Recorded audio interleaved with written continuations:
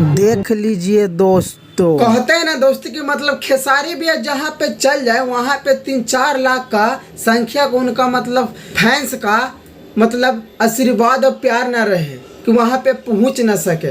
दोस्तों कहते हैं ना कि एक बिहारी सौ पे भारी है खेसारी भैया। दोस्तों कुछ दिन पहले खेसारी भैया के स्टेट शो था जो कि इतना ज़्यादा संख्या जुट गई वहाँ पे चल गए कि खेसारी भैया देखते के देखते रह गए।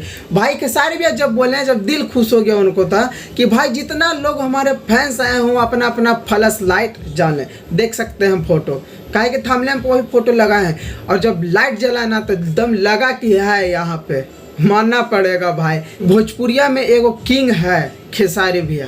बस इसीलिए हम बताना चाहते हैं कि मान के दिल छू ले। जब वीडियो हम देखें, स्टेट शो देखें तो एकदम लगा कि वाह क्या बात है। तो बाकी सोचते हैं कि भोजपुरिया मगी से सबसे पहले अपडेट हमारे पास आ जाए कि कोई भी खबर आए तो सबसे पहले मेरे पास आ जाए। तो हमारे चैनल पर नया है तो सब्सक्राइब जरूर कर दीजिएगा। बाकी अपना ख्याल रखिएगा, स्वस्थ रहिएगा, मस्त रहिएगा। बाकी मिलते हैं अगला वीडियो में।